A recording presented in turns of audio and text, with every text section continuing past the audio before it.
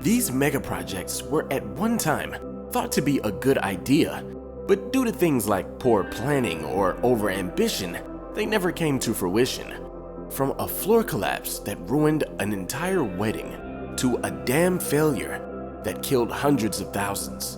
On this episode of Built a Billion, we present to you the biggest failed megaprojects in the world. And stay till the end of the video to see the biggest failure of them all. If you love to hear about all the megaprojects of the world, please subscribe to the channel and help us reach our goal of 1,000 subscribers. It'll really help the channel out. John Hancock Tower. The John Hancock Tower disguises itself as an impressive achievement of architecture, but it's really just an infrastructural failure. Designed by architect Henry and Cobb, this 60-story, 790-foot building was built in 1976 and has become infamous for its numerous structural flaws. For instance, there's the issue of the 500-pound window panes that like to detach and fall to the street below. Then there's the fact that the entire building could overturn if the winds were strong enough. The Hancock Building has been the tallest building in New England since 1976, but how long it will be standing is anyone's guess. Versailles Wedding Hall. When infrastructure fails, in the worst scenarios, death can follow. This happened during a wedding in 2010 at the Versailles Wedding Hall in Jerusalem.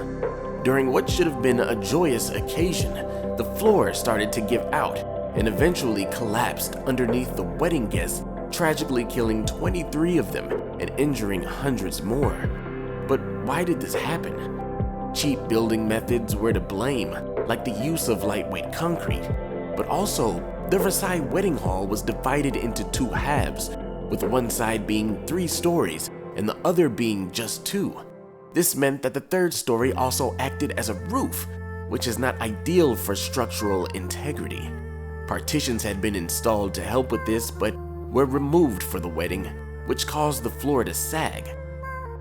The owner viewed it as a cosmetic issue and consequentially allowed one of the worst civilian tragedies in the region's history.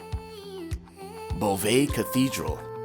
For this infrastructural fail, we need to go back to the year 1284 to the Cathedral of St. Peter of Beauvais.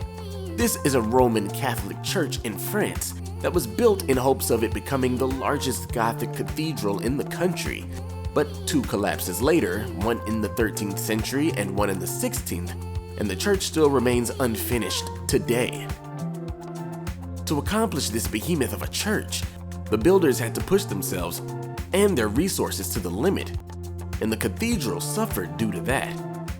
When it opened in 1272, the supports weren't even complete, which is why the choir vault collapsed in 1284 under the stress of high winds and shoddy workmanship.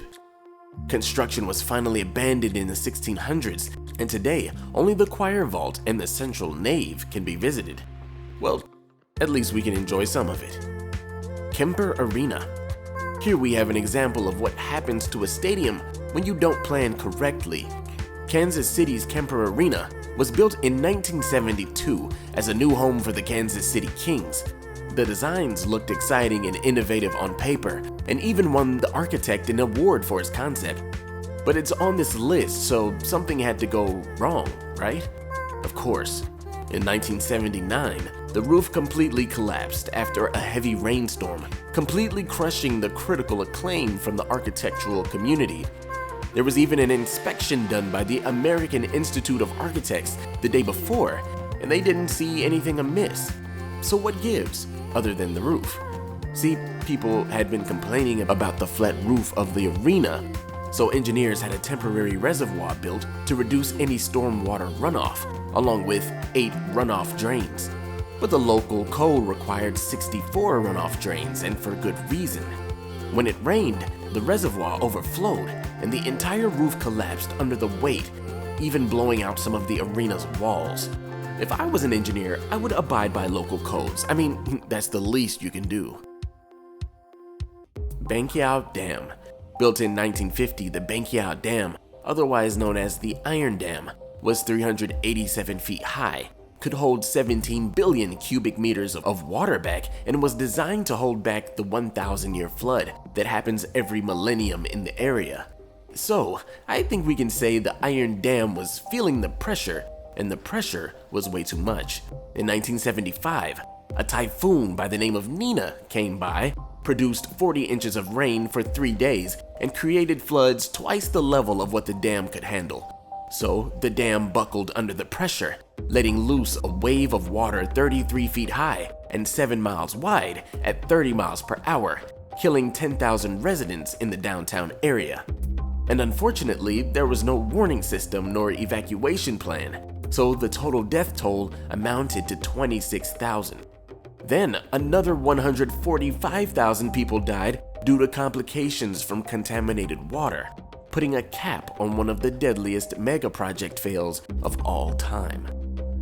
Surfside condominiums. The Surfside condominiums in Miami, Florida are a very recent example of an infrastructural disaster.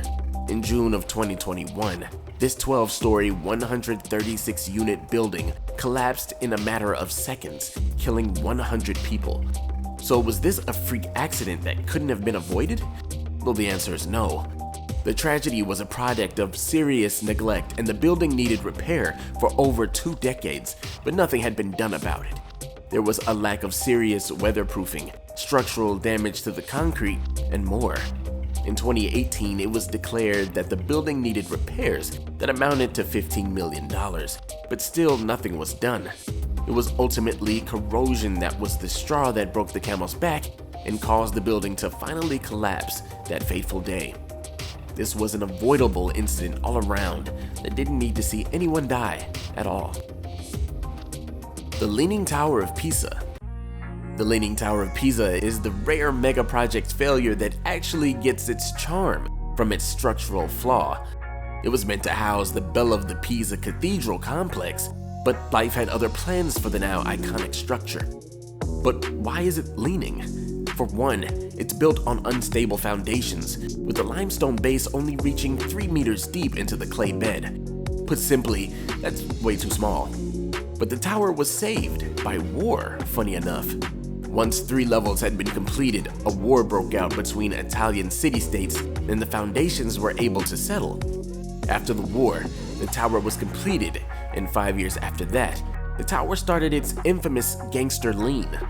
By the 1990s, 600 tons of counterweights were added to the base, meaning the tower can lean forever and be the background to an infinite amount of tourist pictures for all of eternity. What do you think about these megaproject fails? Let me know in the comments below. Click a video on the screen to watch something you haven't seen, and thanks for visiting